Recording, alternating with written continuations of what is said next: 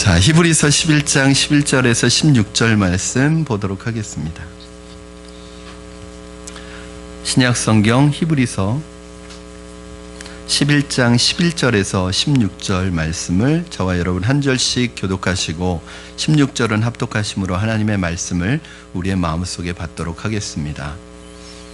믿음으로 사라 자신도 나이가 많아 단산하였으나 잉태할 수 있는 힘을 얻었으니 이는 약속하신 이를 미쁘신 줄 알았습니다.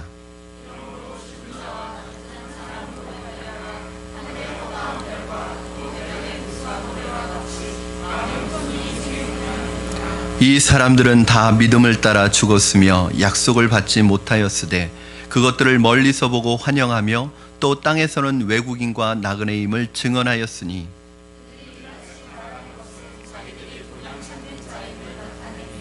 그들이 나온 바 본향을 생각하였더라면 돌아갈 기회가 있었으려니와 그들이 이제는 더 나은 본향을 사모하니 곧 하늘에 있는 것이라.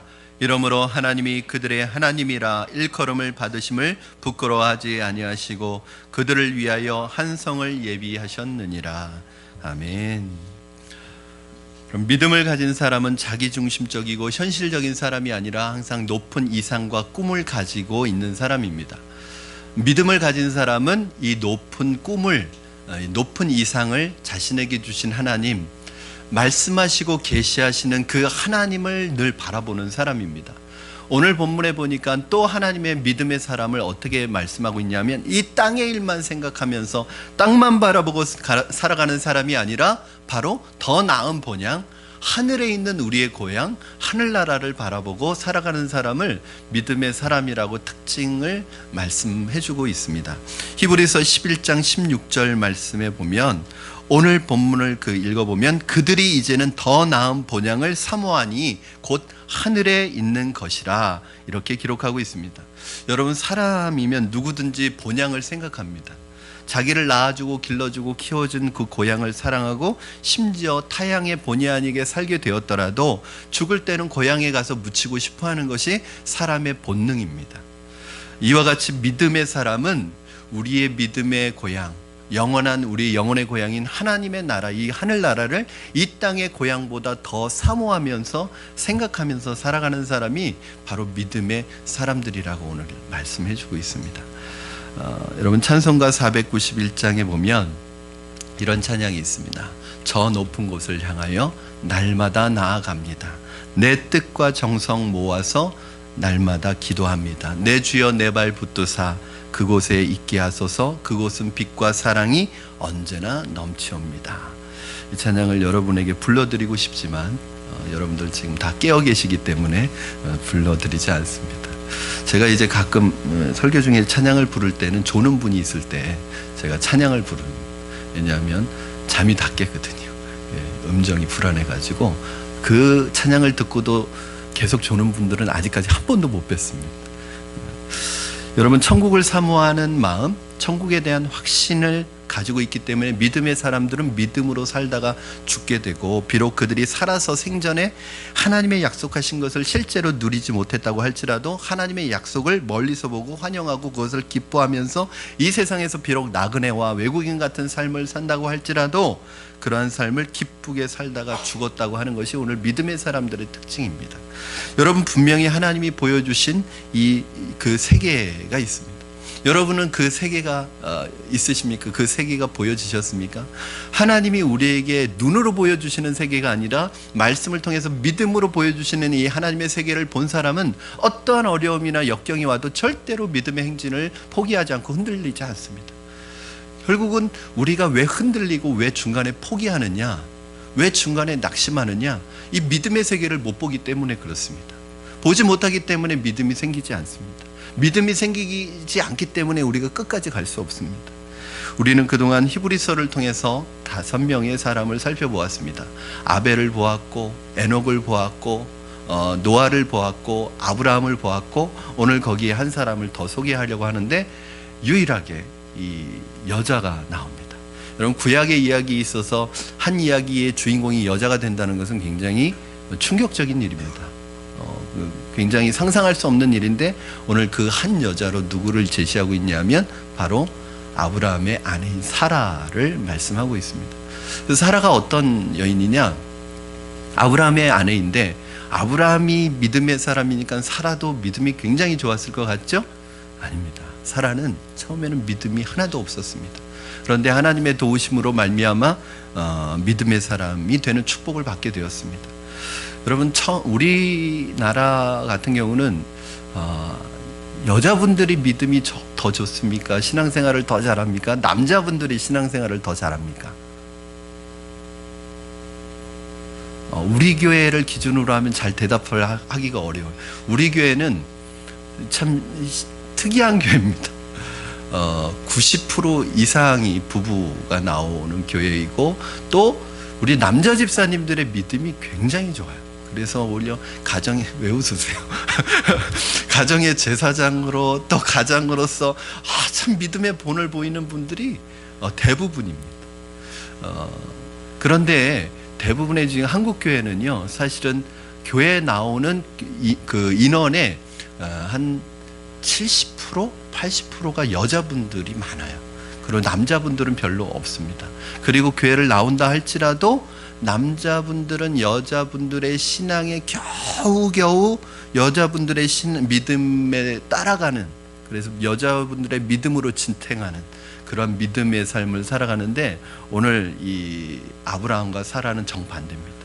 이 사라는 수동적으로 끌려가는 그런 믿음이 없는 여인이었습니다. 그런데 여러분, 이 믿음이 없던 이 사라가 어떻게 이렇게 믿음의 사람이 되었을까요? 그건 전적으로 하나님의 은혜죠. 여러분, 믿음이 없는 사람이 믿음을 갖게 되는 것은 하나님의 은혜입니다. 저는 그래서 이렇게 목회를 하면서도 어떤 분은 믿음이 참 좋은 분이 있고 어떤 분은 믿음이 연약한 분들이 있잖아요. 근데 그것은 전적으로 하나님께서 하시는 일이에요. 제가 언젠가부터 제가 그 목회를 처음 시작할 때 자꾸 제 자신이 시험에 들었던 게 있어요. 뭐냐면 아무리 가르쳐도 믿음의 모습이 변하지가 않는 거예요. 아무리 정성을 쏟아부어도 성장이 없는 거예요. 그래서 저는 그게 제 책임인 줄 알았어요. 근데 성경에 보면 심는 사람이 있고 물 주는 사람이 있지만 자라게 하시는 분은 하나님이라는 거예요. 그러니까 제가 해야 될 일은 뭐냐면 그냥 물 주고 심고 물 주고 그 결과는 하나님께 맡기고, 그렇게 하면 언젠가는 어느 순간에는 자라 있더라고요. 만약에 그걸 생각하지 않고 양육하고 그걸 생각하지 않고 설교하면요, 제가 시험이 제일 많이 듭니다. 여러분, 전도할 때도 여러분들이 잘 어려운 게 뭐냐면 전도하는데 전도가 안 되는 거예요. 전도하는데 내가 전하는데 믿지를 않아요. 사람들이 영접을 안 하는 거예요. 그러면 전도하는 사람이 굉장히 힘이 빠지거든요. 여러분, 근데 전도해서 저 사람이 믿느냐 안 믿느냐는 그거는 하나님의 몫입니다. 하나님이 하시는 일이에요. 그러니까 저와 여러분이 하는 것은 전하기만 하는 것이 저와 여러분이 해야 될 것이거든요. 여러분, 하나님이 오랜 세월 동안 이 믿음이 연약한 사라를 사랑과 인내와 믿음을 가지고 기다려 주셨기 때문에 사라가 믿음의 사람으로 바꾸어진 것입니다. 성경에 보면 처음부터 믿음을 가진 사람이 많지 않습니다. 잠깐만, 죄송합니다. 이문실 집사님 뒤에 계신 분이 누구신가요? 얼굴이 안 보이셔서. 네, 집사님 얼굴 좀 베개 이쪽으로 좀 옮겨주세요. 뒤에 숨어 계신 것 같아요. 죄송합니다. 앞에 분이 이렇게 가려서 안 보이시면 빨리 자리를 옮기셔야 돼요. 그러면 안 그러면 제가 예배 시간에 자꾸 이름 불러드릴 겁니다. 네. 여러분, 성경에 보면 처음부터 믿음이 좋았던 사람들이 없습니다. 처음에는 다 믿음이 연약한 사람들. 그러니까 여러분이 믿음이 연약한 것은 어떻게 보면 당연한 거예요. 그냥 저는 그저 나오는 교회를 아는 것만 해도 감사할 뿐입니다. 여러분들이 교회 다니고 있는 것만으로도 감사해요. 여러분들이 설교 시간에, 예배 시간에 나오는 것만으로도 감사합니다. 여기서 너무 자기를 학대하지 마세요. 나는 왜 이럴까? 내 믿음은 왜 이럴까? 늘 자신을 학대하는 분이 있어요. 저는 이제 여러분이 교회를 나왔고 귀를 열어서 하나님의 말씀을 듣고 있기 때문에 그 자체가 기적입니다. 이제 여러분이 계속 교회에 나오고 하나님의 말씀을 듣다 보면 언젠가는 여러분 하나님께서 여러분의 믿음을 성장시켜 주실 거예요. 하나님이 여러분의 믿음과 함께 가실 거예요. 여러분, 하나님은 여러분 기다리십니다. 사람은 기다리지 못해도 하나님은 여러분을 기다려 주시고, 사람은 조급하지만 하나님은 너그러우십니다. 우리보다 훨씬 여유를 가지고 여러분을 인도하고 계시다는 사실을 기억하시기 바랍니다. 아브라함과 사라가 그 믿음의 사람이 되기 위해서 25년의 시간이 걸렸습니다. 여러분, 믿음에는 시간이 필요해요. 어느 날 내가 교회 왔다고 당장 믿음이 생기는 게 아니에요. 사람들이 보기에는 믿음이 더 빨리 자라는 사람이 있는 것 같아도 그것이 그 사람의 전부는 아니에요. 왜냐하면 시간과 인내의 시간들이 필요하고 고난과 역경을 거쳐봐야 되는 거예요. 어떤 분이 믿음이 좋은 분인지 잘 알 수 없습니다. 예배 참석하는 것만으로도, 성경 공부 열심히 한다고 그것이 꼭 믿음이 좋은 건 아니에요. 언제 진짜 그 사람의 믿음의 진가가 발휘되냐 하면 바로 고난을 겪을 때, 환난을 겪을 때 그 사람의 믿음이 진가가 발휘가 됩니다. 어떤 사람은 믿음이 좋은 것 같은데 고난 앞에서 여지없이 무너지고 믿음 없는 사람처럼 돼버리는 사람이 있는가 하면, 어떤 분은 그렇게 두각을 드러내지 않았는데 고난과 어려움 가운데서 믿음의 끈을 붙들고 믿음의 사람으로 이렇게 세워지는 분이 있어요. 여러분, 제가 늘 말씀드리지만 정말 노련한 뱃사공의 그 진가는 언제 드러나요? 잔잔한 바닷가에서 드러나는 게 아니라 폭풍을 치는 바닷가에서 풍랑을 만났을 때 드러나고, 진정한 노련한 등반가의 진가는 야산을 오를 때 드러나는 게 아니라 험산 줄령을 넘을 때 드러나는 것처럼, 진정한 믿음의 사람의 진가는 언제 드러나냐면 바로 고난과 바로 환난 속에서 드러나는 거예요. 여러분, 그래서 믿음은 시간이 필요합니다. 여러분 중에 그저 나는 교회만 다닌다라고 생각하는 분들 안심하시기 바랍니다. 만약에 여러분이 계속 교회를 나오고 있고 하나님의 말씀을 계속 듣고 있고 또 기도는 잘하지 못하지만 기도하려고 애쓰고 있다면, 하나님께서 여러분의 믿음을 날마다 더하여 주시고 새로운 길로 인도해 주실 것을 믿습니다. 중요한 건 여러분이 이 자리에 있는 게 중요해요. 믿음 안에 있는 게 중요하고, 말씀 안에 있는 게 중요하고, 바로 하나님 주님 안에 있는 게 중요해요. 거기에만 붙어 있으면, 그 안에만 있으면 언젠가는 반드시 여러분의 믿음이 성숙한 하나님의 사람의 믿음으로 변하게 될 것입니다. 11장 11절 말씀 우리 한번 같이 읽어보실 텐데, 이 한 절 말씀이 굉장히 중요한 믿음의 모습들을 우리에게 보여주고 있습니다. 우리 같이 한번 읽겠습니다. 시작. 믿음으로 사라 자신도 나이가 많아 단산하였으나 잉태할 수 있는 힘을 얻었으니 이는 약속하신 이를 미쁘신 줄 알았습니다. 아멘. 여러분, 이 한 절 말씀에 몇 가지 중요한 메시지를 담고 있는데, 첫째, 믿음은 불가능에서부터 시작한다는 것입니다. 무슨 말이냐? 믿음은 불가능의 요소를 포함하고 있다는 거예요. 장애물을 가지고 있다는 거예요. 누구나 다 믿을 수 있는 건 그건 믿음이 아닙니다. 여러분, 우리의 이름이 뭐죠? 믿는 사람. 믿는 사람이라고 말할 때는 적어도 다른 사람은 믿지 못하지만 우리는 믿는 무엇인가가 있어야 되잖아요. 다 상식적이고 다 합리적이고 다 이해가 가는 거 믿는 것은 안 믿는 사람도 다 하는 거예요. 그거는. 그러면 우리 믿는 사람들이 해야 되는 것은 무엇이냐? 불가능한 것을 믿는 거예요. 장애물이 있다는 말이에요. 오늘 사라에게 있어서 가장 큰 인생의 장애물이 무엇이었습니까, 여러분? 불가능의 장애물이 무엇이었죠? 바로 불임이었습니다. 오늘 말씀해 보니까 사라가 단산하였으나, 이게 뭐냐면 끊어졌다는 거죠. 사라는 원래 자신이 아이를 가지고 아이를 출산할 수 있는 시기에도 아이를 못 가졌어요. 그러니까 사라는 나이가 들어서 아이를 못 가진 게 아니라 원래부터 남들이 다 아이를 가질 수 있는 시기에도 아이를 갖지 못하는 여인이었습니다. 그 여인이 이제는 나이가 들어서 경수가 끊어져서 완전히 이제 아이를 가질 수 있는 가능성이 단 1%도 없는 상황 속에 놓여 있었어요. 그런데 하나님은 계속 뭐라고 그래요? 네가 아이를 가질 것이다. 네가 아이를 낳을 것이다. 이렇게 계속 말씀하시는 거예요. 여러분, 인간의 상식과 하나님의 말씀이 부딪히는 거예요.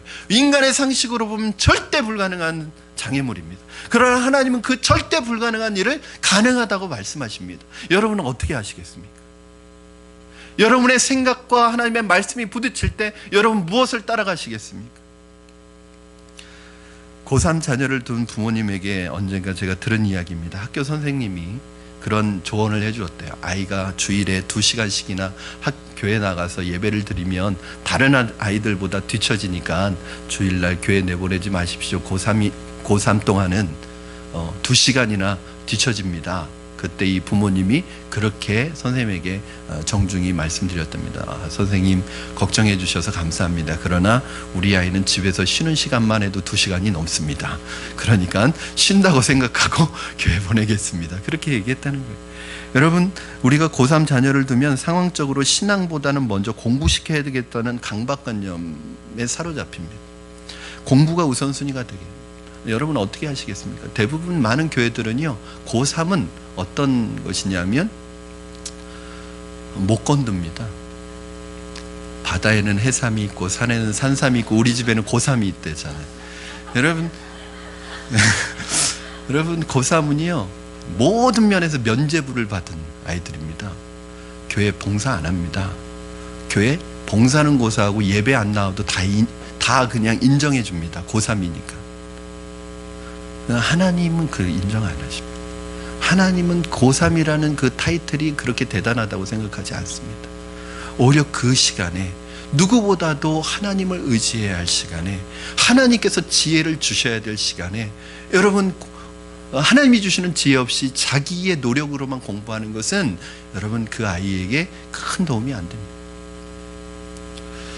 그러니까 여러분, 하나님은 우리를 하나님과 교제할 수 있는 인격적인 존재로 만드셨지 벌레로 만드시지 않았어요. 일벌레로 만드시지 않으셨습니다. 공부벌레로 만드시지 않으셨습니다. 하나님이 우리의 몸은 주일날은 하루는 쉬면서 하나님을 바라보도록 만든 영적인 존재이란 말이에요. 사람이 떡으로 사는 존재가 아니라 하나님의 입에서 나오는 말씀으로 사는 존재, 영적인 존재입니다. 흙으로 사람을 지으사 그 코에 생기를 불어넣으시니 우리가 생명이 됐습니다. 그렇기 때문에 우리는 하나님의 말씀 없으면 못 삽니다. 여러분, 책 안 봐도 우리는 살 수 있지만 영적인 존재인 우리는 하나님의 말씀을 안 들으면 죽는단 말이에요. 그 죽은 심령을 가지고 공부해봤자 그 공부는 나에게 도움이 되지 않을 뿐더러 다른 사람을 살리는 공부가 아니라 나만 살리는 공부가 될 수밖에 없습니다. 제가 제일 싫어하는 말 중에 하나가 공부해서 남 주냐 이 말이라고 그랬잖아요. 이렇게 공부시키기 때문에 우리 아이들이 공부해서 자기만 하는 아이들이 되는 거예요. 왜 공부해요? 여러분, 제가 왜 신학대학원 전체 신학만 10년을 공부했는데 왜 공부했어요? 저 잘 되기 위해서, 저를 위해서 했어요? 저는 공부할 때 늘 기억했습니다. 하나님의 영광을 위해서, 영혼들을 위해서 내가 준비된다. 그래서 항상 공부하기 전에 기도하고, 공부하기 전에 성경 말씀 한 구절 제가 필사하고, 그 말씀 붙들고 기도하고 나서 공부, 과목 바꿀 때 성경 다시 한 장 보고 기도하고 다시 공부하고, 늘 그렇게 공부했어요. 왜? 이 공부가 나를 위한 공부가 될까 봐. 사랑하는 여러분, 인간적인 생각 앞에서의 불가능은 하나님 앞에서 전혀 불가능이 아닙니다. 사라가 불임이라는 이 절대 불가능의 장애물을 가지고 있었는데 하나님의 약속은 아이를 낳을 수 있다는 거예요. 사라의 경우는 하나님에 의해서 그 믿음을 갖게 되니까 어떤 힘을 얻었다고 말씀하고 있죠. 오늘 본문 말씀에서 잉태할 힘을 얻었으니. 여러분, 할렐루야, 이거 놀라운 것입니다. 즉 믿음을 가지려면 장애물과 불가능이 있는데 믿음을 갖고 나면 장애물과 불가능이 사라진다. 여러분, 우리가 믿음 앞에 믿음으로 행동하려고 할 때 불가능과 장애물이 반드시 있는데 없으면 그게 이상한 거예요. 불가능과 장애물이 있는데 우리가 믿음을 가지면 그 불가능과 장애물이 장애물이란 문제로 여겨지지 않는다는 거예요. 여러분 앞에 큰 문제가 있습니까? 여러분 앞에 큰 넘지 못할 산이 있습니까? 벽이 있습니까? 넘사벽이라고 그러죠. 이게 있습니까? 그건 뭐냐면 여러분이 그 문제를 믿음으로 보지 않기 때문에 그래요. 문제에 집중하면 문제는 산만큼 커집니다. 그러나 하나님께 집중하면 여러분 앞에 있는 산 같은 문제가 작은 문제로 바뀌어집니다. 문제로 여겨지지 않습니다. 하나님을 자기 수준으로 끌어내리지 마십시오. 하나님은 인간이 아닙니다. 내가 할 수 있는 것 하고 내가 못하는 거 못하는 하나님이면 하나님이 아니죠.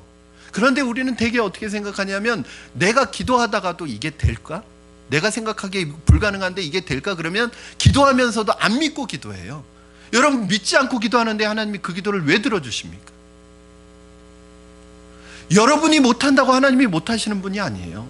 여러분에게 안 된다고 하나님께 안 되는 것이 아닙니다. 하나님이에요, 그분은. 여러분의 수준으로 하나님의 수준을 끌어내리지 마십시오. 그러므로 우리가 하나님을 바라보면 하나님이 나처럼 되는 게 아니라 우리가 하나님처럼 변해가는 것입니다. 하나님을 생각하십시오. 하나님은 인간이 아닙니다. 우리는 불가능하지만 하나님은 가능하시고, 나에게는 장애가 되지만 하나님께는 그것이 문제가 되지 않습니다. 제가 가장 좋아하는 성경 구절 두 구절 같이 한번 여러분 읽어보실 텐데, 이 말씀 잘 기억하시고 여러분 약해지고 힘없어질 때 이 말씀 붙들고 기도하십시오. 마가복음 9장 23절입니다. 우리 한번 같이 힘있게 읽겠습니다. 시작. 예수께서 이르시되 할 수 있거든이 무슨 말이냐? 믿는 자에게는 능히 하지 못할 일이 없느니라 하시니. 아멘. 나를 바라보지 마시고 하나님을 바라보시면 믿는 자에게는 능히 하지 못할 일이 없는. 할 수 있을까? 그게 무슨 말이냐? 믿는 자에게는 능히 하지 못할 일이 없느니라. 빌립보서 4장 13절 말씀 같이 한번 읽겠습니다. 시작.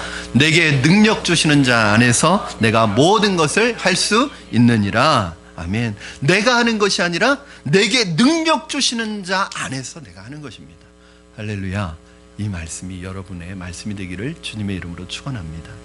둘째는, 믿음에는 인내와 용기가 필요하다는 사실입니다. 오늘 말씀해 보니까 사라 자신도 나이가 많아 단산하였으나, 여러분 응답이 벼락처럼 즉각적으로 온 것이 아니라 오랜 세월을 통해 하나님께서 연단시켜 왔다는 것입니다. 믿음의 사람들에게 있어서 이 기도의 응답이라고 하는 것은 순간적이고 즉각적으로 주어지는 것이라기보단 오히려 하나님이 많이 기다리게 하세요. 그것도 훈련이에요. 왜 기다리게 하세요? 소중한 것일수록 기다리게 하세요. 중요한 것일수록 기다리게 하세요. 왜? 소중하고 중요한 것일수록 이것은 위험도가 높아요. 왜냐하면 여러분이 소중하고 중요한 것인데 이걸 준비 없이 받으면 이것이 오히려 그 사람을 망하게 하는 것이 돼요. 그래서 이것을 소유할 수 있을 정도로, 이것을 관리할 수 있는 실력을 준비시키기 위해서 하나님께서 오랫동안 훈련시키고 오랫동안 기다리게 하십니다. 그럼에도 불구하고 그 오랫동안 기다릴 수 있는 것이 이유가 뭐예요? 하나님에 대한 믿음이 있기 때문이죠. 여러분, 어떤 사람이 한 사람을 오랫동안 기다리고 있습니다. 그 사람이 믿을 만하지 못한 사람이면 못 기다릴 거예요. 여러분들이 기도의 응답을 기다리고 있어요. 그런데 왜 그렇게 오랜 시간 기다릴 수 있죠? 여러분이 하나님을 믿기 때문입니다. 믿음의 사람, 하나님께서 여러분들을 붙들고 계십니다. 용기를 가지고 기다려야 합니다. 여러분이 실패했을지라도 하나님은 실패하지 않습니다. 여러분이 포기했어도 하나님은 결코 포기하지 않습니다. 기어코 하나님은 여러분을 하나님의 사람으로 바꾸어 놓으실 것입니다. 여러분이 도망치면 지구 끝까지라도 따라가셔서 하나님은 여러분을 다시 데리고 오실 것입니다. 그래서 여러분을 하나님의 사람으로 만들 것입니다. 여러분, 한번 하나님이 우리를 얼마나 변화시켜 가고 있는지 보세요. 믿음이라는 것은 그렇게 시간이 필요해요. 여러분, 5년 전에 여러분의 모습 한번 보세요. 5년은 5년까지 갈 필요도 없습니다. 1년 전에 여러분 모습 보세요. 저는 1년 전, 우리 교회가 개척한 지 만 3년이 됐으니까 1년 전, 2년 전, 3년 전에 여러분의 모습을 기억합니다. 처음 여러분이 교회에 오셨을 때의 모습 기억합니다. 지금 그때에 비해서 얼마나 아름다워지셨는지 몰라요. 작년에 새생명 축제할 때 어떤 성도님께서 그렇게 말씀하셨어요. 새생명 축제하는 날 제가 이렇게 문으로 나가는데, 목사님, 제가 1년 전 새생명 축제 때 저희 교회에 처음 왔습니다. 그러고 보니까 딱 1년 전 새생명 축제 때 전도를 받아서 우리 교회에 처음 오셨는데 지금은 스텝으로 섬기고 있어요. 그거 보면서 제가 감사한 거죠. 1년 전에 마음의 상처를 가지고, 교회에 대한 상처를 가지고, 사람에 대한 상처를 가지고, 여러 가지 어려움들을 가지고 오셨는데 보통 1년이 지나면 다 회복이 되시는 것 같아요. 여러분들 한번 모습을 생각해 보십시오. 앞으로 지금 1년이 지났습니다. 2년이 지났어요. 앞으로 여러분의 5년 후의 모습, 여러분의 10년 후의 모습은 얼마나 더 아름다워져 있을까요? 기대하십시오, 여러분. 저는 그래서 나이가 드는 게 싫지 않아요. 어떤 분들은 나이가 드는 게 싫다고 하는데 전 나이가 드는 게 좋습니다. 왜요? 제 10년 후의 모습이 궁금해요. 제 10년 후에, 20년 후의 모습은 지금보다 훨씬 성숙해져 있고 더 하나님의 사람이 되어 있고 예수 그리스도의 제자로 살아가고 있을 제 모습을 기대합니다. 여러분, 앞으로 여러분 5년 후, 10년 후에 여러분의 모습이 얼마나 아름다워질지 생각해 보세요. 빌립보서 1장 6절 말씀에 너희 안에 착한 일을 시작하신 이가 그리스도의 날까지 이루어 가신다는 거예요. 그러니까 지금 모습 보고 너무 실망하지 마세요. 왜? 지난주도 말씀드렸지만 지금은 미완성. 여러분 앞으로 계속 다듬어져 가실 것이고 나중에는 정말 멋진 믿음의 사람으로, 하나님 빛나는 믿음의 사람으로 하나님이 딱 작품을 만들어 놓으실 거예요. 지금 작품 만드는 중이십니다. 지금 미완성이에요. 그러니까 지금 모습 보고 너무 실망하지 마시고 앞으로 여러분 10년 후, 20년 후 여러분이 변화될 모습을 기대하시고 하나님을 기대해 보세요. 하나님이 어떻게 여러분 바꿔가시나. 여러분이 생각하지 못했던, 예상하지 못했던 모습으로 변하게 될 것입니다. 오늘 하나님께서 사라의 믿음이 갑자기 믿음의 사람의 반열에 오른 것이 아니라 25년이라는 시간이 걸렸다는 거예요. 그 25년이라는 시간 동안에 5번의 메시지를 주시면서 이 메시지를 통해서, 계시를 통해서 이루어 가시는 거예요. 자, 여러분 성경 공부하듯이 이렇게 한 절 한 절 찾아갈 테니까 여러분 성경 안 찾으셔도 됩니다. 자막 준비되어 있어요. 자, 먼저 창세기, 첫 번째는 창세기 12장 2절입니다. 자, 우리 한번 같이 읽어볼까요? 시작. 내가 너로 큰 민족을 이루고 내게 복을 주어 내 이름을 창대하게 하리니 너는 복이 될지라. 여러분 이것이 첫 번째 아브라함과 사라를 부르시면서 주셨던 말씀인데, 이 아이가 없는 이 사라에게 뭐라고 약속하세요? 내게 큰 민족을 이룰 것이다. 현실 전혀 피부로 와닿지 않는 말씀입니다.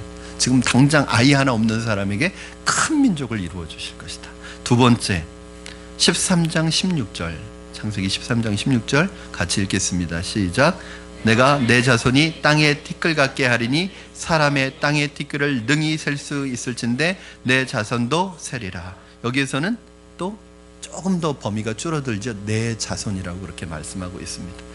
네, 여러분 이 보물찾기 하다 보면 한 번에 딱 찾기 하는 게 아니라 그 지점에 가면 또 힌트가 나오고 그 힌트 가지고 가다 보면 또 힌트가 나오고, 그래서 최종점에 이르게 하는데 지금 하나님이 사라에게, 아브라함에게 그렇게 지금 힌트를 자꾸 주시는 거예요. 점점 범위가 좁아집니다. 더 디테일해집니다. 세 번째 볼까요? 15장 4절 말씀인데 다 찾지 않고 그 필요한 부분만 찾았어요. 같이 읽겠습니다. 시작. 내 몸에서 날짜가 내 상속자가 되리라 하시고, 여기에서는 그 자녀가, 자손이 누구의 몸에서 나요?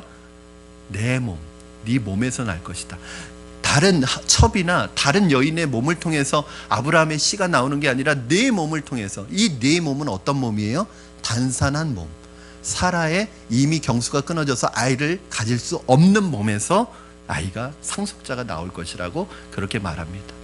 왜냐하면 사라가 믿음이 없으니까 중간에 하나님이 자손을 주신다고 했어도 나는 이미 경수가 끊어졌으니까 나로는 불가능하다. 그러면 하나님이 나라고 얘기하신 적은 없으니까 아브라함의 자손이라고 했으니까 누구를 통해서든 아브라함의 씨로 나오면 되지 않겠느냐. 그래서 몸종이었던 하갈을 아브라함에게 주어서 이스마엘을 낳게 하잖아요. 그러나 하나님은 하갈을 통해서가 아니라 씨도 아브라함의 씨여야 되지만 누구의 몸에서? 사라의 몸에서 날 것이라고 약속해 주시는 거예요. 믿을 수 없는 일이죠. 네 번째 17장 16절 같이 읽겠습니다. 시작. 내가 그에게 복을 주어 그가 내게 아들을 낳아 주게 하며 내가 그에게 복을 주어 그를 여러 민족의 어머니가 되게 하리니 민족의 여러 왕이 그에게 나리라. 아멘. 또 여기에서는 그 아들이, 그 자손이 누구예요? 성별을 가르쳐 줍니다. 그렇죠? 여자가 아니라 아들을 낳을 것이라고 그렇게 가르쳐 주십니다. 점점 범위가 좁혀지고 있죠. 마지막 18장 10절입니다. 같이 읽겠습니다. 시작. 그가 이르시되 내년 이맘때 내가 반드시 내게로 돌아오리니 내 아내 사라에게 아들이 있으리라 하시니 사라가 그 뒤 장막문에서 들었더라. 이제는 뭘 알려주세요? 시기까지 알려주십니다. 여러분 얼마나 놀랍습니까? 여러분이 기도하는 것은 시간이 걸려서 그렇지 반드시 이루어진다는 사실을 기억하시기 바랍니다. 여러분 조 이삭을 심으면, 조 이삭 하나를 심으면 그 조 이삭에서 열매가, 알이 몇 개 맺히냐면 18,000개가 맺힌다. 여러분 이 이삭을 심고 그 심는 시간이 지나서 18,000개 그 알이 맺혀져요. 한 알이 18,000개가 되는 거예요. 이게 기적입니다. 여러분 여기에서 한 알이 18,000개가 되는 것, 여기에서 시간을 딱 빼버리면 그게 뭐가 되는 거예요? 기적이 되는 거예요. 그게 바로 오병이어의 역사 아니에요? 물고기 2마리와 보리떡 5개로 어떻게 5,000명이 먹고 12강주리가 남아요? 이건 뭘 빼버린 거예요? 시간을 빼버린 거죠. 왜냐하면 보리떡 5개와 물고기 2마리로 5,000명을 먹이려면 그만한 시간과 그만한 재료와 그만한 물질이 필요하죠. 그런데 하나님께서 이 중간에 시간을 딱 빼버린 거예요. 그러니까 기적이라는 건 뭐냐면 시간을 들여서 오랫동안 거쳐야 되는 것을 시간을 딱 떼버리는 거예요. 왜냐하면 하나님에게는 시간과 공간을 초월하시는 분이기 때문에 우리에게는 시간의 과정과 흐름이 필요하지만 하나님은 시간을 통으로 보시잖아요. 그러니까 하나님에게 있어서 시간을 초월하시는 분에게 있어서 수년에 25년에 거쳐서 이루어질 것을 한순간에 하는 게 뭐냐면 기적이에요. 여러분 이 세상에 여러분 혼자서 오셨잖아요. 그렇죠? 근데 지금 여러분 몇 명이세요? 제가 아이를 9명까지 낳은 분을 제가 본 적이 있거든요. 혼자서 왔는데 남편과 아이들까지 11명이 됐어요. 이게 기적 아니에요? 시간을 빼버리면. 근데 시간을 넣으면 이게 자연스러운 게 되는 거예요. 사랑하는 여러분, 하나님은 모든 것을 갑자기 하시지 않습니다. 그러나 하나님은 한 번도 변하신 일이 없으십니다. 여러분은 그냥 가시는 것 같지만 다 하나님의 놀라운 계획과 하나님의 은혜 속에 가고 있는 거예요. 하나님이 여러분을 향한 계획을 가지고 계신 거예요. 그래서 제가 야베스의 기도에서도 늘 말씀을 드리지만 그 첫 번째 기도가 뭐냐면 복의 복을 더하여 달라는 기도잖아요. 이 복이 뭐예요? 일반적인 복이에요. 그러니까 우리는 하나님께 기도해도 하나님 찾으세요. 뭐 주세요? 딱 지정해가지고 이거 달라고 기도하잖아요. 그런데 우리는 그게 필요한지 몰라도 하나님에게는 우리에게 있어서 제일 필요한 게 뭔지 다 알고 계세요. 그렇죠? 그래서 하나님은 우리에게 필요한 걸 주시지 우리가 원하는 걸 주시지 않아요. 여러분 우리 자녀들이 우리에게 뭘 구하죠? 필요한 걸 구하나요? 원하는 걸 구하나요? 우리 아이들은 다 부모에게 자기가 원하는 거 구해요. 그런데 여러분 아이들이 원한다고 다 사주세요? 그런 부모님은 아이들 망치는 거죠. 아이들이 원하는 걸 사주는 게 아니라 아이들에게 필요한 것을 주시잖아요. 이게 부모입니다. 하나님은 우리에게 있어서 가장 지금 필요한 게 뭔지 다 알고 계세요. 그런데 우리는 엉뚱한 거 구하고 있단 말이에요. 그것도 지금 당장 빨리 내가 원하는 때에 내가 원하는 방법으로 주시지 않으면 하나님도 아니에요. 하나님으로 인정도 안 해요. 하나님 이상하시다. 왜 내가 기도하는데 응답 안 해주시냐? 그건 우리 생각이죠. 우리가 원한다고 다 주시지 않죠. 왜? 하나님의 때 하나님의 방법으로 이루어지는 게 가장 좋은 방법이고 가장 좋은 선물이에요. 그래서 그 주도권을 하나님께 맡기란 말이죠. 이게 야베스 기도의 첫 번째 기도 아니에요? 복의 복을 더하여 주세요. 하나님의 원하시는 시간에 하나님이 원하시는 방법으로 하나님이 우리에게 주기를 원하시는 그 복을 우리에게 주시옵소서. 그럼 가장 좋은 복이 우리에게 올 거예요. 여러분 내가 원하는 때 내가 원하는 방법이 아니라 하나님이 원하는 때 하나님의 원하는 방법으로 여러분의 기도가 응답되기를 주님의 이름으로 축원합니다. 여러분 그러니까 딴 길로 가지 말고 딴 생각하지 말고 그 믿음 안에 그 말씀 안에 주님 안에만 있으면 반드시 여러분 열매 맺는다니까요. 히브리서 3장 14절 말씀 같이 읽겠습니다. 시작. 우리가 시작할 때 확신한 것을 끝까지 견고히 잡고 있으면 그리스도와 함께 참여한 자가 되리라. 우리가 확신한 것, 이 믿음을 굳게 잡고 있기만 하면 반드시 그리스도에 참여한 자가 되리라. 열매를 맺게 하신다는 거예요. 마태복음 21장 21절에서 22절 시작. 예수께서 대답하여 이르시되 내가 진실로 너에게 이르노니 만일 너희가 믿음이 있고 의심하지 아니하면 이 무화과 나무에게 된 이런 일 할 뿐만 아니라 이 산더러 들려 바다에 던지라 하여도 될 것이요 너희가 기도할 때 무엇이든지 믿고 구하는 것은 다 받으리라 하시니라. 아멘. 이게 믿음입니다. 너희가 무엇이든지 믿고 구하는 것은 다 받으리라. 여러분 기도하실 때 여러분이 믿음 안에만 말씀 안에만 계시면 됩니다. 기도하시고 나서 기도했다고 그것이 당장 내 손에 있는 건 아니에요. 그렇죠? 그러나 무엇이든지 믿고 구한 것은 이미 받은 줄로 믿으라. 그리하면 그대로 되리라. 내가 기도했지만 아직 내 손에는 없어요. 그래서 믿음이 필요한 거예요. 내가 기도했으니까 이것이 내 손에 이미 있다고 믿으시면 그대로 될 줄로 믿습니다. 그런데 우리는 늘 기도하고 어떻게 생각하죠? 기도는 하지만 이게 되겠어? 이렇게 생각하는 거예요. 안 될 줄로 믿습니다. 네. 그것도 믿음이에요. 일종의 안 될 거라고 믿는 믿음이에요. 그러면 될 리가 없죠. 여러분, 세 번째 믿음은 이 11장 11절에서 가르쳐주는 믿음은 하나님을, 믿부신 하나님을 바라보는 거예요. 믿부신이라는 뜻이 무슨 뜻인지 아세요, 여러분? 이거는 사실은 일반적으로 잘 쓰지 않는 용어거든요. 이 성경 안에 있는 단어라 여러분이 무슨 뜻인지 잘 모르겠지만 느낌은 오죠. 느낌. 믿부시다. 이게 무슨 뜻일까요? 믿을 만하다, 신뢰할 만하다, 이런 뜻이에요. 그러니까 하나님은 믿부신 하나님, 즉 신뢰할 만한 사람을 바라보라는 거죠. 신뢰할 만한 분을 믿으라는 거예요. 하나님은 신실하십니다. 하나님 변하지 않으십니다. 하나님은 전능하십니다. 이분을 바라보십시오. 세상의 지식으로 머리를 채우지 마시고 하나님을 아는 지식으로 여러분의 영혼을 채우시기를 바랍니다. 데살로니가전서 5장 24절에 너희를 부르시는 이는 믿부시니 그가 또한 이루시리라. 여러분, 하나님을 신뢰할 때 어떻게 될 것인가 따지지 마시고 어떻게를 하나님께 맡기십시오. 방법도 하나님께 맡기십시오. 하나님께 주도권을 맡기십시오. 제가 이제 그런 얘기 자주 해요. 우리 청년, 제가 18년 동안 청년 사역을 했으니까 청년들은 두 가지가 가장 큰 고민이거든요. 하나는 결혼 문제, 하나는 진로 문제. 이것이 청년들의 가장 큰 관심사예요. 이 결혼 문제 때문에 제가 중매쟁이가 될 수밖에 없습니다. 자꾸 좋은 남자 청년 보이면 저 청년 우리 제자에게 소개시켜줘야 되는데, 또 좋은 여자 청년 보면 저 청년 우리 영광이에게 소개시켜줘야 되는데, 뭐 이런 생각을 자꾸 제가 하게 되거든요. 그런데 이제 제가 그런 얘기를 해요. 목사님, 저는 목사님이 이렇게 결혼하라고 하는 사람은 결혼한대요. 전적으로 나한테 맡길 수 있느냐 그랬더니 맡길 수 있대요. 그래서 제가 어느 날 사진을 한 장 가지고 왔어. 그래서 사진을 한 장 가져와서 이 사람 한번 만나보겠느냐 그랬더니 사진을 보더니 갑자기 생각이 달라진 거예요. 목사님, 아무리 그래도 그렇지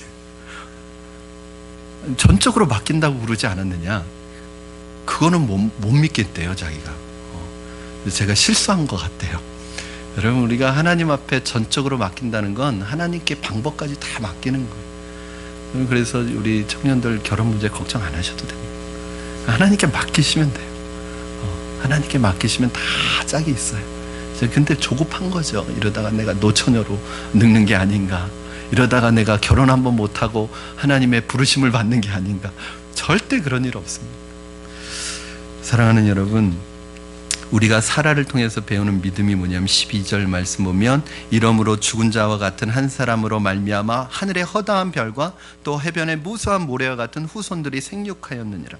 말씀을 보면 믿음은 결과적으로 열매가 난다는 거예요. 여러분, 단산하였던 아이를 낳을 수 없던 이 한 여인으로 말미암아 하늘의 별과 같이 또 바닷가의 모래와 같이 무수한 후손들이 생겼단 말이에요. 이걸 우리는 기적이라고 하지만 이것은 하나님에게는 기적이 아닙니다. 뭐라고 그래요?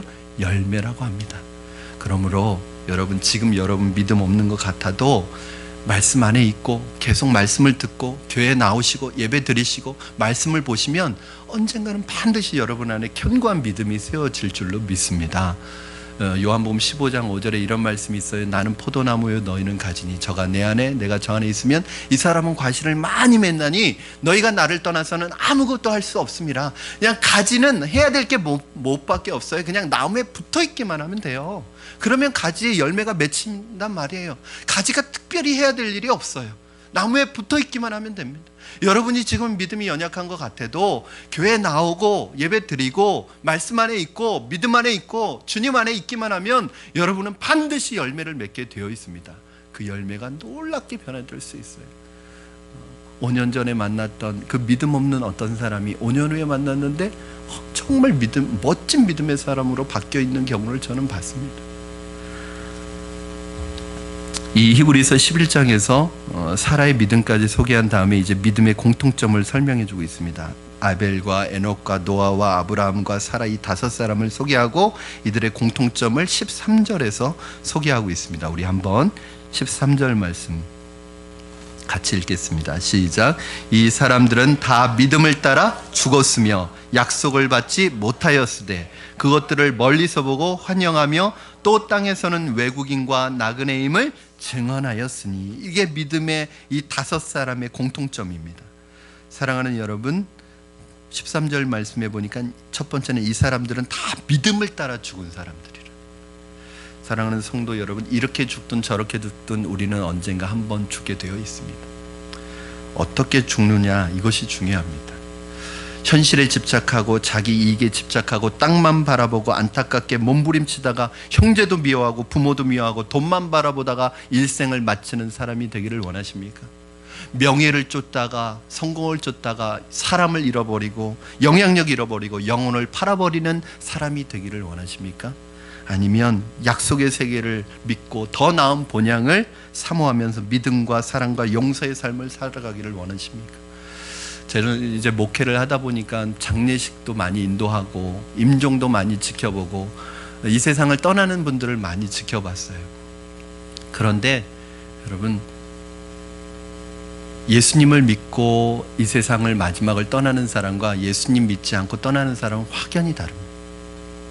이번 주간에도 한 분의 임종을 지켜봤는데 예수님 믿고 하나님의 부르심을 받는 사람들은 마지막 순간에 그 얼굴이요, 천사와 같아요.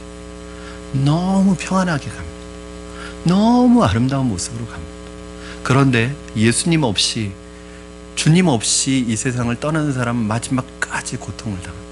마지막까지 고통스러워합니다. 그 얼굴에 이미 지옥이 와 있습니다. 믿고 하나님의 부르심을 받는 사람은 죽기 전에 이미 그 얼굴에 천국이 와 있는데, 예수님 없이 이 세상을 떠나는 사람의 얼굴에는 숨이 끊어지기 전에 이미 그 사람 얼굴에 지옥이 와 있습니다. 고통스러워서 어떻게 할지를 모릅니다. 여러분, 구약의 믿음의 사람들은 믿음을 따라 죽었다고 말하고 있습니다. 어떻게 믿음을 따라 죽을 수가 있겠습니까? 말씀 안에 사십시오. 우리 믿음의 주여 온전케 하시는 인 예수님만 바라보십시오. 그리고 성령님을 의지하십시오. 그럼 믿음을 따라 살 수가 있습니다. 믿음의 사람들이 믿음을 따라 죽었는데 그 다음에 나오는 말이 우리를 갈등하게 만듭니다. 13절 말씀해 보니까 이 사람들은 다 믿음을 따라 죽었지만 뭘 받지 못했어요? 약속을 받지 못하였대요. 이게 무슨 말이냐? 믿음을 따라 다 죽었지만 현실 세계에서 하나님의 약속을 받지 못했대요. 사람들이 현실에서 하나님을 받지 못했다는 거예요. 그러니까 자신이 기도하던 것, 자신이 하나님이 보여주신 그 약속을 우리는 꼭 이 땅에서 받으려고 하잖아요. 그런데 우리에게 주신 약속은 어디에서 받는 약속이에요? 어디에서 이루어지는 거예요? 천국에서, 하늘에서 이루어지는 약속이. 그러니까 이 땅에서는 약속을 받지 못하는 거예요. 세상적으로 보면 믿는 사람들 공치는 거죠. 헛된 일 하는 거죠. 그래서 바울이 뭐라고 그래요? 고린도전서에서 우리에게 부활이 없으면, 우리에게 천국이 없으면 믿는 사람들이 가장 불쌍한 사람들이죠. 왜요? 믿는 사람들은 이 땅에서 살아가는 80년, 그것보다 더 영원한 시간에 그 하늘나라에서 누리고 그 하늘나라에서 하나님과 누릴 행복을 기대하며 이 땅에서 살아가는 7, 80년의 시간 동안 절제하고 누리지 않고 살아가고, 누릴 수 있지만 누리지 않고, 즐길 수 있지만 즐기지 않고 손해와 불이익을 감수하면서 살아가는데, 그런 부활이 없고 천국이 없다면 이 믿는 사람이 제일 불쌍한 사람이에요. 여러분이 만약에 천국이 없다면 지금 이 자리에 와서 앉아있는 여러분 제일 불쌍한 사람입니다. 주일날 좀 쉬고 싶을 텐데, 날씨 좋은 날은 좀 골프 치러 나가고 싶을 텐데, 산과 들로 나가고 싶을 텐데, 날씨가 좋으나 날씨가 나쁘나 이 딱딱한 의자에 앉아서 이 또 제 설교가 얼마나 길어요. 이 긴 설교를 들으시는 여러분들이 제일 불쌍해요. 그러나 천국이 있고 부활이 있기 때문에 여러분 불쌍한 분이 아니라는 거예요. 헛된 일을 하고 있는 게 아니라는 거예요. 사랑하는 여러분, 이 세상에서 믿음으로 살아간 사람들은 약속을 다 이 땅에서 받지 못했습니다. 예수님 33살까지 사셨습니다. 만약에 장수하는 것이 복이라면 예수님은 가장 복받지 못한 사람입니다. 바울이 현세에서 받은 것이 무엇입니까? 감옥에 들어갔습니다. 베드로는 거꾸로 십자가에 못 박혀 죽을 수밖에 없었습니다. 어거스틴과 루터와 칼빈과 무디, 스펄전은, 이 사람들은 세상에서 받은 것이 재물이 아니었습니다. 오늘 이 시대에 성자라고 하는 사람들을 보면 그 사람들은 이 세상에서 누리고 즐기는 것이 없습니다. 권력, 명예, 인기, 성공 이것을 죽을 때 다 놓고 가지고 가지 않습니다. 하나님의 사람들은 자신을 주는 사람들이지 자신의 왕국을 만드는 사람들이 아닙니다. 이 땅에서 여러분 너무 내 세력을 만들지 마세요. 특히 믿는 사람들은 어디에 있든지 자기 세력을 만들면 안 됩니다. 자기 편을 만들면 안 됩니다. 자기 왕국을 만들면 안 됩니다. 제가 여러분에게 말씀드렸지만 저는 제 측근을 만들지 않습니다. 어떤 분과 특별히 친하지 않습니다. 그게 외로울 수도 있어요, 목회자로서. 왜냐하면 가끔 내 오른팔이 되어주고 내 왼팔이 되어주고 그렇게 나를 측근해서 도울 수 있는 사람이 있으면 편합니다. 그런데 그 측근이 나중엔 나에게 비수를 꽂습니다. 하나님의 사람은 자기 편 만들면 안 됩니다. 성도들을 똑같이 사랑하고 똑같이 품어야지 내 편을 만드는 건 그거는 하나님이 원하시는 게 아니에요. 여러분 믿는 사람은 자기를 위해서 살아가면 안 됩니다. 여러분 교회는요, 만약에 우리 교회가 우리 교회만을 생각하는 교회면 하나님은 기뻐하시지 않습니다. 물론 푸른나무 교회를 사랑하고 아끼시는 건 좋아요. 그런데 모든 교회는 다 망해도 우리 교회만 살면 된다는 식의 생각은 하나님께서 기뻐하시지 않습니다. 그거는 개교의 이기주의예요. 저는 우리 교회도 부흥하고 우리 교회도 성장해야 되지만 주변에 있는 연약한 교회들이 같이 살아야 됩니다. 여러분 교회가 전체적으로 다운되고 교회가 전체적으로 죽는데 우리 교회만 살아서 뭐 할 거예요? 제가 마음속에 품고 있는 것이 있어요. 저희 교회가 개척하면서 했던 일이 뭐냐면 선교와 장학과 구제는 저희 교회가 개척하면서 처음부터 시작했습니다. 돈이 있어서 하는 게 아니에요. 그게 우리가 교회가 해야 될 일이기 때문에. 그런데 하지 못했던 게 있어요. 그때 모교회와도 그렇고 또 여러 그런 관계 속에서 교회, 미자리 교회를 후원하는 일은 교회에서 정식으로 하지 못했습니다. 왜냐? 3년이 지나기 전까지 우리 교회가 모교회로부터 지원을 받고 있는데 지원받고 있는 교회가 다른 교회를 또 지원한다. 이게 조금 어울리지가 않는다고 생각했고 또 다른 사람이 보기엔 오해할 수 있다고 생각이 들었어요. 그래서 제가 우리 집사님들하고 그런 약속을 했습니다. 3년이 지나서 교회가 자립하면 우리 교회가 미자리 교회들을 섬길 수 있었으면 좋겠다. 이것은 단순히 물질만 지원하는 게 아니라 저의 시간과 저의 노력과 우리 교회가 가지고 있는 좋은 것들 다 공유하고 나누었으면 좋겠다는 생각을 가지고 이 생각을 가지고 있습니다.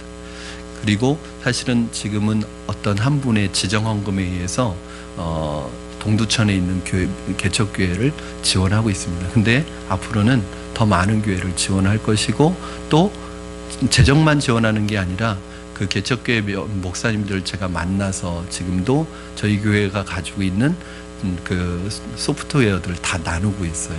또 제자훈련이라든지 양육 시스템을 같이 공유하려고 하고 있습니다. 제가 그동안 만들어왔던 자료 다 드리고 있어요. 왜냐하면 그게 바로 교회가 같이 가는 길이기 때문에 그렇습니다. 이것이 여러분 이거 하나님의 나라예요. 오늘 여러분 이 원리를 우리가 잘 알아야 합니다. 그러므로 교회는 하나님과 세상을 위해 존재해야지 우리 자신만 위해 존재한다면 우리는 다 믿음 없는 사람입니다. 어떤 목사님은 교회가 자신의 왕국인 것처럼 자신의 왕국으로 만드는 분이 있고 또 어떤 분은 자기 세력을 교회 안에서 키우는 분들이 있는데 다 하나님이 기뻐하시지 않습니다. 순수하게 교회는 하나님과 세상을 위해서 존재합니다. 저는 여러분의 신앙도 소중하지만 다른 분의 신앙도 소중해요. 내 신앙도 소중한 다른 분의 신앙도 소중한 거예요. 나만을 위해서 신앙생활을 하는 것은 하나님이 원하시는 게 아닙니다. 그러므로 이제 우리 믿는 사람들이 이 개교회주의와 이 자기 중심주의에서 벗어나야지 진정한 이 세상의 빛과 소금의 역할을 할 수 있는 거예요. 이게 바로 믿음의 삶입니다.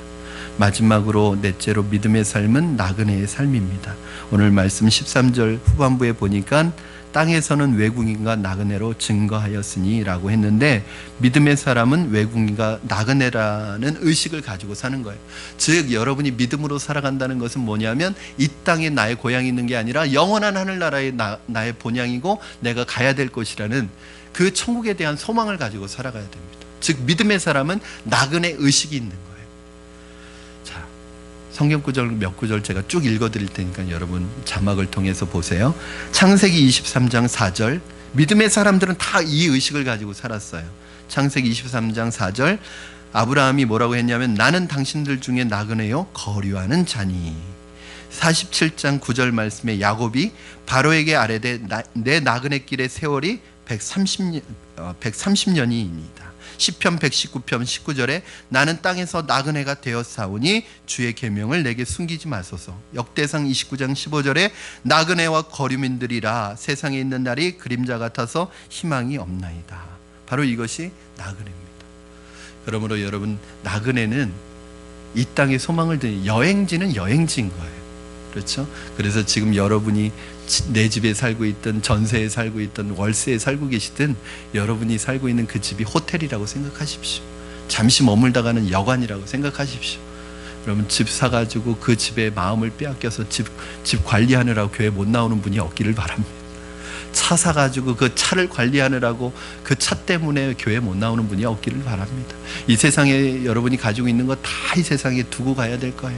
여러분, 외국에 나가서 사신 분 계세요? 외국에서 아무리 성공했다고 하더라도 한국에 들어올 때는 그 집 가지고 들어올 수 있나요? 그 땅 가지고 들어올 수 있나요? 다 두고 오셔야 합니다. 하나님 앞에 갈 때 여러분이 남겨두셔야 될 것은 딱 두 가지밖에 없습니다. 남는 것은 두 가지밖에 없습니다. 뭐예요? 이 땅에 여러분을 통해서 예수 그리스도를 믿게 된 믿음의 후손들, 그리고 하나님 나라에 가는 믿음의 소망, 이 두 가지 외에는 여러분이 이 세상에서 쓰던 것은 다 남겨놓고 합니다.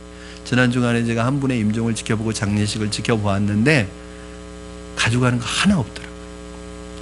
염하는 곳에 가서 염이 다 돼 있는 것을 봤는데 이 수의에는 없는 게 있어요. 여러분, 주머니가 없어요. 가져갈 게 하나도 없습니다. 다 놓고 가셔야 됩니다. 썩어질 것, 가져갈 수 없는 것, 일시적인 것, 영원하지 않은 것을 위해서 여러분의 일생을 걸지 마십시오. 그걸 위해서 여러분의 인생을 올인하지 마십시오. 마지막 순간에 후회하게 됩니다. 지금부터 생각하십시오. 내가 영원히 남겨둘 수 있는 게 무엇인지, 그것을 위해서 살아가시는 저와 여러분 되기를 주님의 이름으로 축원합니다. 이 땅의 고향이 아니라 영원한 하늘나라의 고향, 본향을 향해 가시는 여러분 되기를 주님의 이름으로 축원합니다. 우리 이 시간에 아주 오래된 노래예요. 이 말씀을 생각하면서 제 입속에서 계속 이렇게 흘러나왔던 노래인데, 여러분 한번 이 찬양 가사를 생각하시면서 좀 느리지 않고 경쾌한 곡이거든요. 같이 박수하시면서 이 찬양 1절 2절 부르시고 함께 기도했으면 좋겠습니다.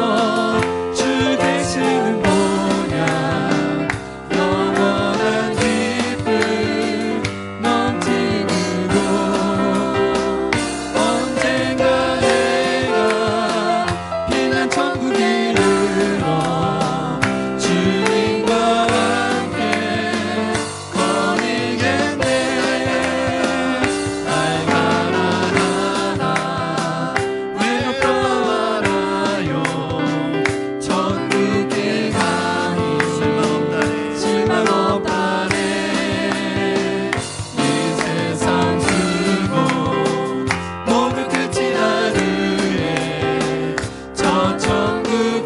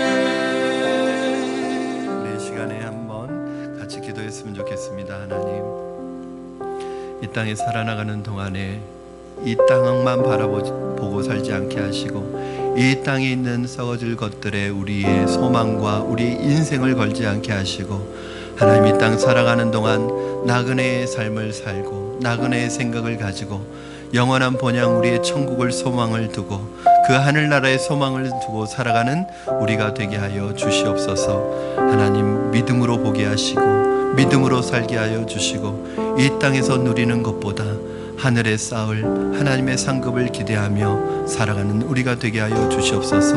이 땅에 살아가는 동안에 세상 사람들처럼 이 땅의 성공과 명예와 권력과 이 땅에서 얻는 물질을 위하여 나의 일생을 우선순위를 두는 것이 아니라 정말 영혼을 살리고 사람을 살리고 하나님 기뻐하시는 일에 우리의 삶의 우선순위를 둠으로 말미암아 하나님 앞에 착하고 충성된 종이라는 칭찬과 인정을 다 받는 우리가 되게 하여 주시옵소서.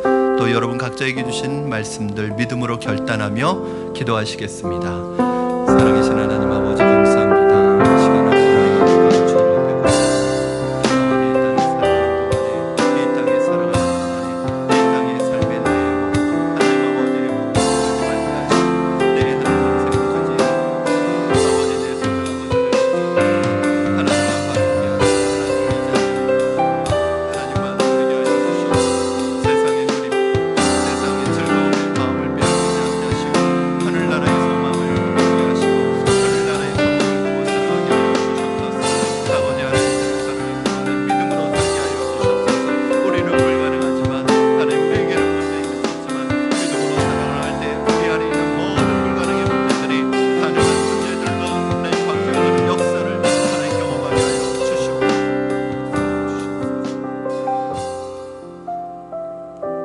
살아계신 하나님 아버지, 사라의 믿음을 통하여 우리에게 믿음을 보여주셔서 감사합니다. 하나님, 믿음은 불가능의 문제를 소환하는데 어떠한 불가능과 어떠한 장애물도 우리가 믿음으로 뛰어넘을 수 있게 하여 주시옵소서. 하나님, 우리의 믿음의 시간과 인내가 필요합니다. 하나님, 지금은 우리의 연약함 때문에 실망하고 낙심하지 않게 하시고 우리 안에서 착한 일을 시작하신 그 주님께서 멋진 하나님의 사람으로 만들어 가시고 성장시켜 가시고 장성한 그리스도의 분량까지 이르게 하실 그 하나님을 바라보고 기대하는 믿음으로 살아가게 하여 주시옵소서. 하나님, 나그네의 삶을 살아가기를 원합니다. 이 땅에 썩어질 것들에 우리의 인생을 걸지 않게 하시고 우리의 모든 소망을 두지 않게 하시고 하나님, 이 땅에 머무는 동안에 하나님 정말 남겨두어야 할 것, 믿음의 후손들을 남겨두게 하시고 믿음의 영향력을 남겨두게 하시고 이 땅 살아가는 동안에 우리의 영원한 본향 천국을 소망하며 천국을 사모하며 천국을 향하여 믿음으로 나아가는 우리 모두가 될 수 있도록 축복하여 주시옵소서. 감사하며 예수님의 이름으로 기도드립니다. 아멘.